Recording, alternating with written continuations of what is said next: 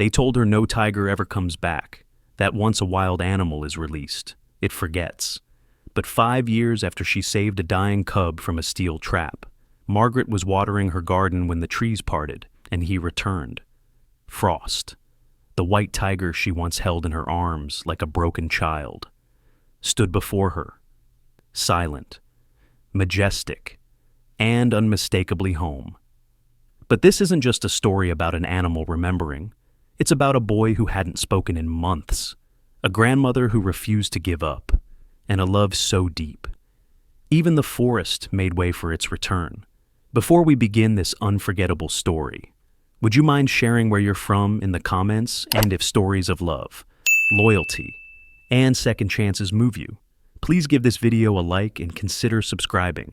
Snow fell in slow, deliberate silence across the craggy spine of the snowy range in southeastern Wyoming. Pine trees leaned under its weight, their branches groaning softly with each new flake. The air was brittle and still, broken only by the occasional call of a raven soaring above the peaks. A thin layer of mist clung to the forest floor, blurring the boundary between earth and sky. At the edge of a trail, long forgotten by rangers, an old woman trudged through the knee-deep snow, her breath rising in clouds before her. Margaret Lane, 62, had the steady gait of someone who knew the woods better than the town she came from. She stood just under 5'7", her frame wiry but solid from decades of lifting crates, climbing fences, and carrying lives too fragile to walk on their own. Her silver hair was pulled into a low braid, tucked beneath a fleece-lined beanie, and deep-set green eyes scanned the surroundings with quiet authority. Margaret had once been the head veterinarian for the Wyoming Wildlife Conservation Program. Her reputation, built on equal parts stubbornness and compassion, had earned her the nickname the Iron Whisperer 10 years ago. She had retired early after losing her husband in a forest fire rescue operation. Since then, she had chosen a quieter life in a log cabin nestled on the eastern slope of the mountains, dedicating her days to occasional wildlife calls and caring for the trees that reminded her of him. Today, she wasn't expecting anything more than a quiet survey of the frozen trail, but the moment she rounded the bend near a patch of frosted blackberry bramble, she heard it, a faint, ragged cry, not the bark of a fox or the low grunt of a deer. This was raw and wild, a sound wrapped in desperation. She paused, tightening the grip on her walking stick. Then she stepped into the brush. It was there, just behind a fallen cedar, where she saw the creature, a white tiger cub, no more than 6 months old, its body curled into the snow like a ghost. Its fur was matted and spattered with blood, the front leg grotesquely twisted and clamped in a rusting steel trap. The metal teeth had sunk deep, exposing bone and muscle. The cub's sides rose and fell unevenly, its breath a visible struggle against the cold. Margaret knelt slowly, placing her stick aside and opening her canvas field bag. "Easy now," she whispered, her voice soft, maternal. "We'll fix this." The cub didn't flinch. Its ice-blue eyes met hers, not with fear, but with the blank resignation of something that had given up. She pulled out a set of pliers and worked carefully at the trap's mechanism. Wincing as the metal scraped bone, the cub let out a single, low groan, but didn't resist. As soon as the trap snapped open, Margaret slid a thick flannel wrap beneath the leg and tightened a makeshift splint. Then, without pause, she lifted the cub into her arms, heavier than expected, and began the slow trek back to her cabin. The sky had darkened by the time she reached the porch, the snow now falling in dense sheets. She pushed open the door with her shoulder and stepped inside, where the warmth of a wood-burning stove greeted her like an old friend. "Jake," she called out. A boy appeared in the hallway, half hidden in shadow. Jake Lane. 13 was pale and lean, his dark blonde hair sticking out from beneath a hoodie several sizes too large. He had arrived only a week ago, after his mother, Margaret's only daughter, was killed in a car accident. Since then, Jake hadn't spoken a single word. He didn't scream, didn't cry, just watched, quiet, like someone who no longer trusted the world to hold him gently. His sea-gray eyes drifted to the bloodied bundle in her arms. Margaret nodded toward the blanket-lined couch. "Help me with the towels, sweetheart. Please." Jake moved, slowly, deliberately, pulling fresh towels from a linen basket beside the fire. He didn't ask questions. He just folded and placed them, one by one, like he knew instinctively that this tiger, like him, needed silence more than sound. Margaret set the cub down and got to work cleaning the wound with warm saline, dabbing away crusted blood and dirt. The tiger stirred once, then stilled, exhausted. She felt the heat of fever rise from its body. Infection was already setting in. "Stay with me?" "Snowball," she murmured. "You don't get to quit just yet." Jake knelt beside her, his hands resting on his knees. He leaned closer, peering at the white fur, the sharp contrast of red against cream, without a word. He reached into his pocket and pulled out a pencil stub and a folded sheet of paper, his sketchbook, and slowly, he began to draw. Margaret noticed, her heart aching in quiet wonder. It was the first thing he had done voluntarily in days. When the wound was bandaged and the tiger tucked into a nest of blankets by the stove, Margaret sat back, brushing a hand down its forehead. "You need a name," she whispered. "Something strong, something cold and alive at once."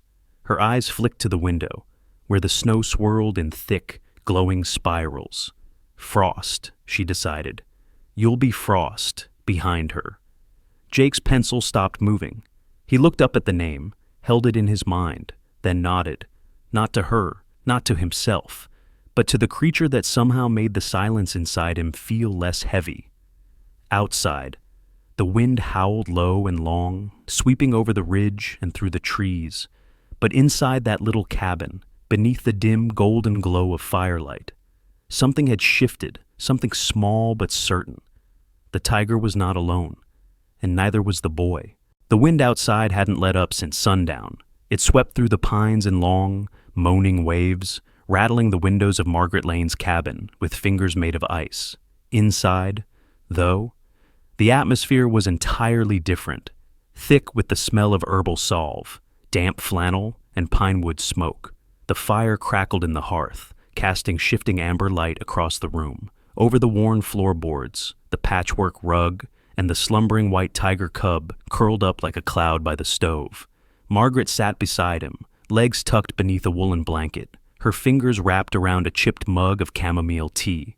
She was tired, her joints ached from the cold and the long hours of kneeling, dressing the wound, but her gaze was calm, steady, full of the kind of love that could be mistaken for strength. She had felt this same aching hope years ago when tending to an injured moose, and decades ago with a fox kit that had nearly frozen to death in her jacket. But this tiger felt different, not just because he was rare or wild or striking in appearance. It was the eyes. They looked like someone trying to remember what trust felt like. She reached out and brushed a hand gently along the curve of his ear. The cub stirred, murmured a sound too soft to be a growl, and nestled deeper into the folded blanket beneath him. Behind her, at the edge of the room, a presence hovered. Jake Lane stood there, just inside the halo of firelight. The boy had not spoken a word since he arrived the week before, but now he seemed anchored. His arms were folded over a sketchbook, the same one he had begun drawing in the night before. He was barefoot, wrapped in an oversized sweater that belonged to his grandfather. Its sleeves swallowed his hands. He looked younger than 13, his skin pale against the flickering glow, his eyes solemn but clearer somehow. Margaret didn't turn around when she spoke. "You can sit closer. Jake, he won't bite. He's too tired to do anything but dream." Jake hesitated. Then, slowly, he walked forward, stopping just shy of the fire's warmth. He knelt down carefully, placing the sketchbook on his lap. The page revealed a drawing, half finished, of Frost, curled in the same position he was now. Every stroke was delicate, intentional. There was love in the lines. Margaret glanced sideways. "That's beautiful," she said softly. "You've got your mother's eye." Jake's pencil paused. His shoulders stiffened for just a breath. Margaret didn't push. Instead, she reached for her book, a weathered leather-bound collection of animal folk tales from the northern plains. She opened to a page marked with a faded feather and began to read aloud. Her voice wasn't particularly lyrical, but it had weight, the kind of cadence born from years of storytelling in barns, classrooms, and hospital rooms. She told the tale of a spirit bear who wandered the earth searching for a lost cub, and of the wind who promised to carry the scent of home wherever the cub might go. As she spoke, the room seemed to exhale. Frost's breathing deepened. Jake turned a page and kept drawing, his lips parting just slightly in unspoken thought. Midway through the story, a low whine came from the kitchen. Margaret looked up. That'll be Rosie. She stood and crossed into the adjoining room, returning moments later with a dog trailing close behind her.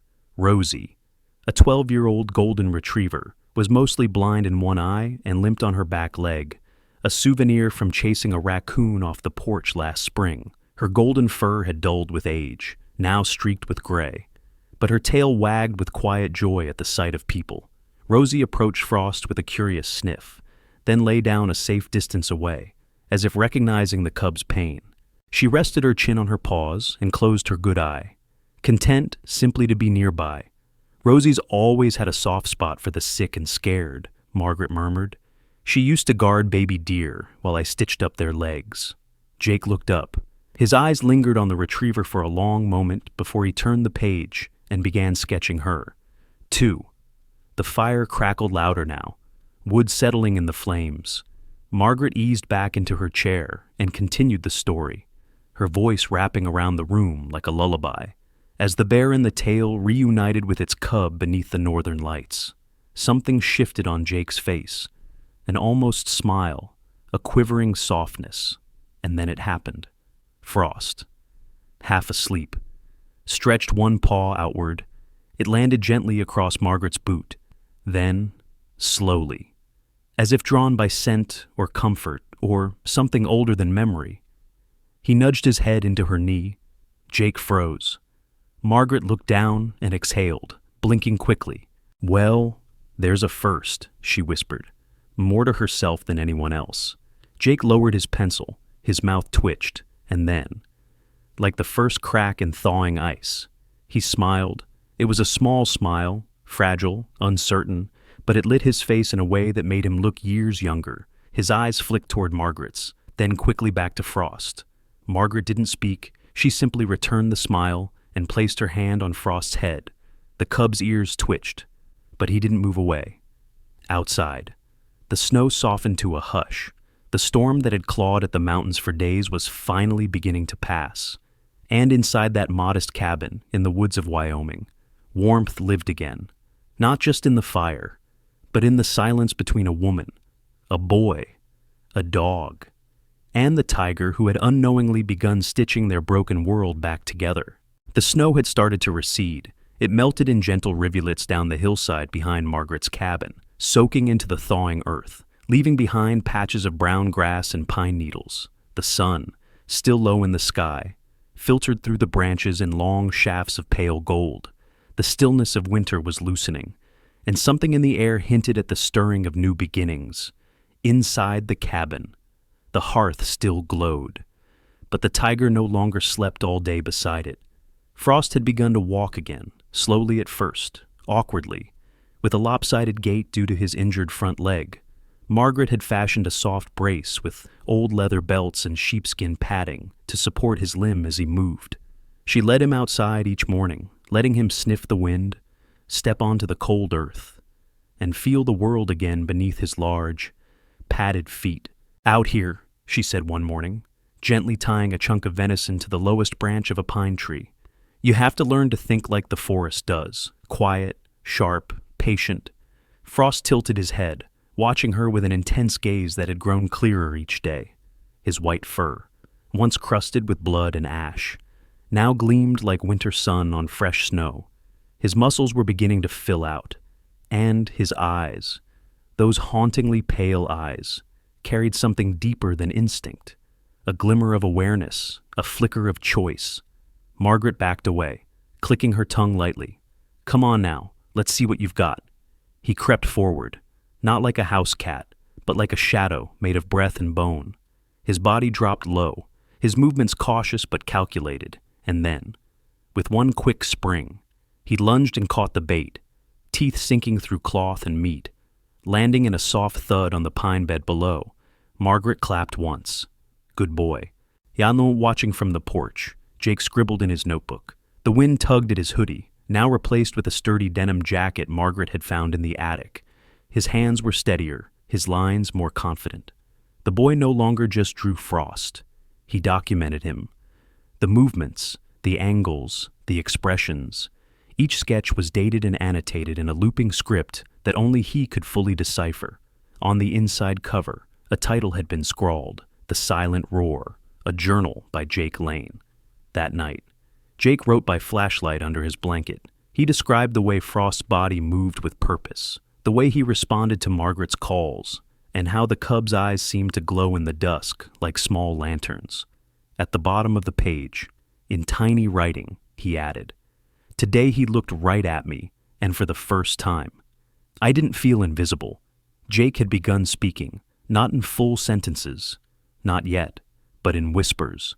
He would crouch beside Frost and murmur things no one else could hear. Apologies, questions, secrets. The kind that can only be shared with something that cannot answer back with words, Margaret observed from the kitchen window, her heart swelling with quiet gratitude. She didn't interrupt. She just let the space grow between them like a vine blooming in sunlight. Later that week, the cabin received a visitor, Tom Benson, an old friend of Margaret's and a retired forest biologist. He was in his 70s, tall and lean, with a crooked nose that had been broken in his youth by a mule kick and never properly set. His silver beard was wild, and his plaid coat smelled faintly of cedar smoke and pipe tobacco. He walked with a limp and always carried a leather satchel stuffed with field journals, seeds, and half-eaten trail bars. Tom hadn't seen Margaret since her daughter's funeral. The sadness in his eyes when he stepped inside said everything he didn't. "Well, I'll be," he muttered as Frost padded into view, eyeing him cautiously. "That's not a mutt you picked up from the shelter," Margaret smiled. "He's not just any tiger." Tom crouched, hands on his knees. "He's watching me, testing me. That's good, shows he hasn't forgotten what the wild is." Jake peeked from the hallway, then stepped out. Tom turned, surprised by the boy's presence. "You must be Jake," he said, voice gentle. "I used to know your mom. She talked about you like you were made of starlight." Jake blinked, then gave the faintest nod. That was enough. Tom stayed the evening, sipping broth and swapping stories with Margaret about the times they had to chase off poachers or sedate an elk in a thunderstorm. Jake sat nearby, sketching Frost with Rosie curled at his feet. Occasionally, he would look up, listening to the rhythm of voices that felt safe and solid. After Tom left the next morning, Jake walked over to Margaret while she was folding laundry on the porch. "I like him," Jake whispered. Margaret looked up, folding paused midair. "I'm glad. He looks like someone who remembers everything but doesn't say it." Margaret gave a soft laugh. "That's Tom in a nutshell." Jake went quiet again, then added, "I think I'm like that too." Margaret didn't respond right away. She reached over and placed her hand gently on his shoulder. "Maybe that's why Frost found us." Jake looked down at the tiger lying in the sun near the steps. Frost turned his head just enough to meet his gaze, then closed his eyes again. The days passed, and so did the snow. Frost's legs strengthened. His pounce became more precise. He could now leap from rock to rock behind the cabin, his movement powerful yet controlled. Margaret expanded the training, hanging bait higher, hiding meat under logs, even dragging it through the trees to simulate a trail. And Jake kept recording it all, sketching, journaling, and even, once, humming as he worked. One morning, Jake woke early, stepped onto the porch, and whispered something Margaret could barely hear. "Come on, Frost, let's go find the wind." And the tiger followed. The hills were still dusted with frost the morning Margaret loaded Frost into the back of her weather-worn pickup truck. The sun hovered low on the horizon, its light a muted orange behind the thin veil of morning fog. The air smelled of pine sap and damp earth, the scent of a world thawing, waking up after long months of sleep.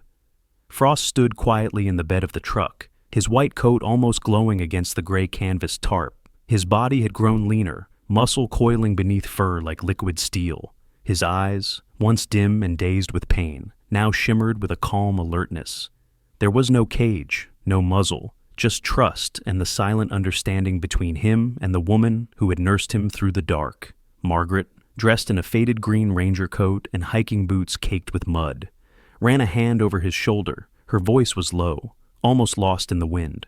"You'll be all right out there, and if you ever forget, just follow the pine." Jake stood nearby, arms crossed over his chest, his sketchbook clutched against him like a shield. His face was unreadable, but his fingers trembled slightly around the edges of the paper. He had drawn Frost that morning, standing tall beside a tree, half shadowed by forest light. "Do we have to?" he whispered, barely loud enough for her to hear. Margaret looked at him. "He needs space now. And you've given him the courage to find it." Jake nodded, but when Frost turned his head and locked eyes with him, something inside cracked.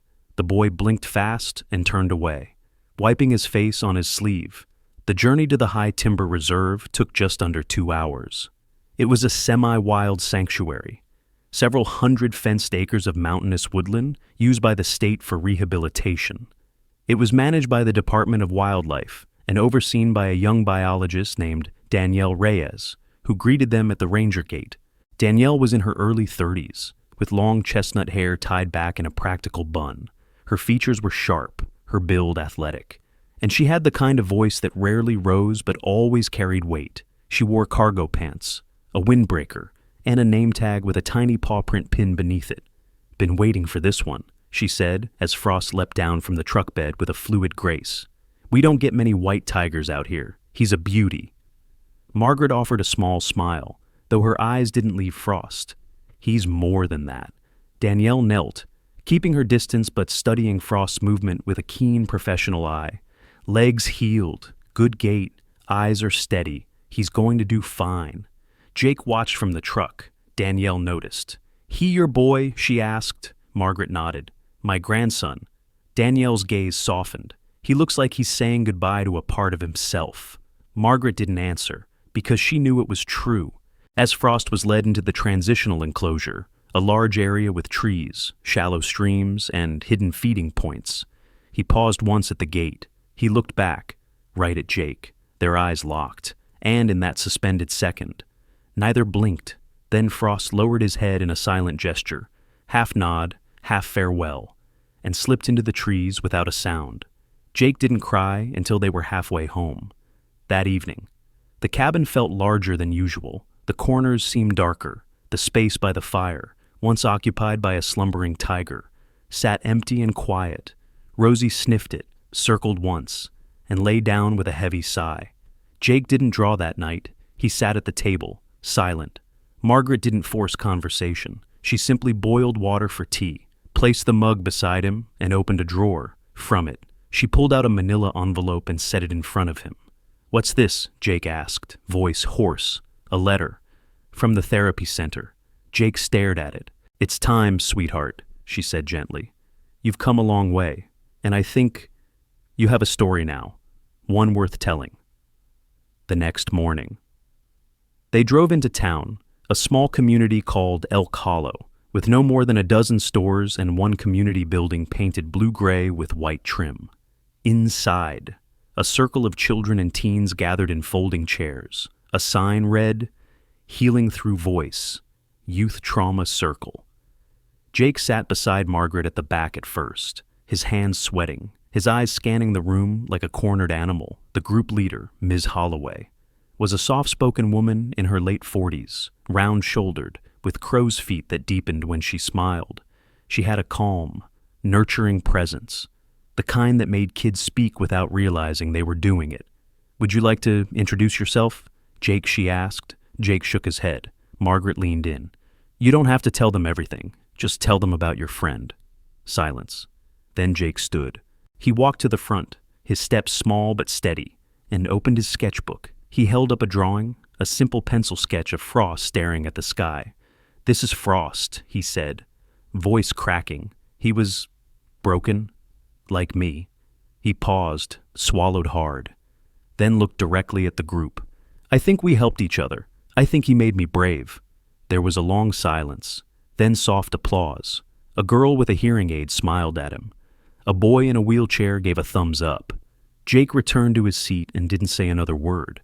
But that night, back at the cabin, he asked Margaret to light a fire. Then he opened his journal and wrote, Today I told the world about Frost. And it didn't break me. The sun had barely crested over the ridge of snowy range when Margaret Lane stepped barefoot onto her front porch, a watering can cradled against her hip. Early spring had come shyly to Wyoming that year. Each bud of green, a small act of bravery against the lingering chill. Wild crocuses dotted the edges of the stone path, and the breeze carried the faint smell of wet pine, soil, and something older, something waking. Margaret. Now, 67 had aged with grace, though her hands bore more lines and her braid more silver. Her joints ached when the cold settled in, but her spirit had only grown stronger. Retirement suited her, but the ache of distance, of letting go, had never entirely left. The days passed slowly since Frost's departure 5 years earlier, though she received updates from the reserve and visited when allowed. It had been nearly 10 months since her last trip. She knelt near the hydrangea bush beside the gate, muttering softly to herself as she watered the earth. That's when she heard it, low and distant, yet undeniably familiar, a roar, not wild in its fury, but resonant, measured, and close. Her hand froze, the can tilted, water spilling into the dirt as her eyes scanned the tree line. Then, from the mist beyond the pine trunks, something moved. A large figure stepped into the clearing, broad-shouldered, slow, deliberate.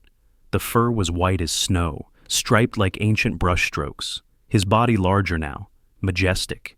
He paused beneath the canopy, as if weighing time itself. Margaret stood slowly, her lips parted but no words came. Frost stepped forward. There was no barrier, no sound, only the thrum of memory and the soft pad of enormous paws against thawed earth. He moved to the edge of the porch, looked up at her, and blinked, long, slow, like he had never left. Margaret reached out, her hand trembling as it brushed against the coarse fur along his cheek. "Oh, you beautiful boy," she whispered. Behind her, the screen door clattered open.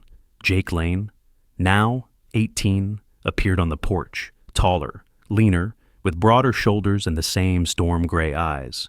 He wore a black flannel over a white t-shirt, his hair longer and tucked behind his ears. He had become quieter over the years, but not silent.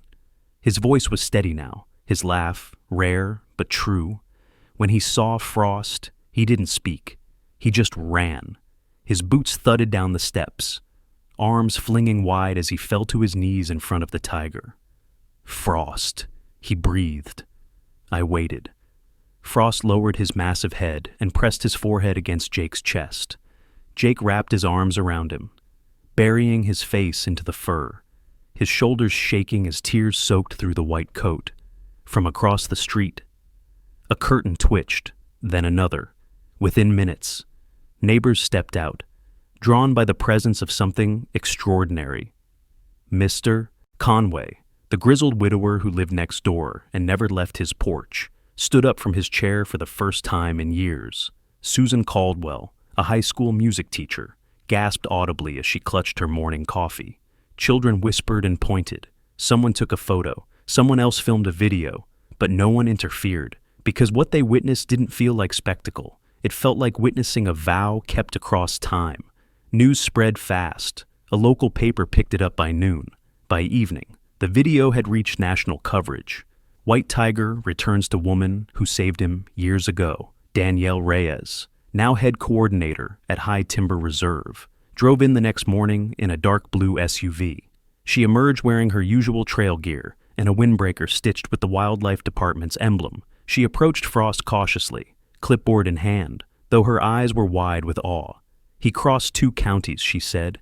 "Tracked him from our southern gate. Must have followed the river. We never thought he'd leave the inner territory." Margaret, standing with her arms folded on the porch, raised an eyebrow. "Maybe home isn't always a place you stay. Maybe it's a place you return to." Danielle knelt beside Frost, inspecting his health with practiced hands. "He's in excellent condition. No signs of stress or malnutrition. No aggression either. He's calm. Still knows who you are." She looked up. "He remembers." Jake, leaning against the porch railing, smiled. "So do we," after a brief assessment. Danielle made a rare exception. Frost would be allowed to stay for 72 hours under observation. A brief homecoming, she said, "but it's more than most wild animals ever get." Those 3 days passed like a dream. Jake barely left Frost's side. He read aloud from old journals, laughed at moments from the past, sketched him like he once had. Margaret brushed his coat each morning, humming old folk tunes as Frost sprawled in the sun like a king on his throne. Even Rosie, though older and slower, waddled over to curl up beside Frost as if the years had meant nothing. On the final evening, just before sunset, Jake and Frost sat beneath the great pine behind the cabin, their spot. The branches swayed above, filtering gold and lavender light down through the needles. Frost lay with his head on Jake's lap, purring softly, while Jake stroked the top of his head. Margaret stood at a distance, arms around herself, watching. Neither of them spoke. They didn't have to.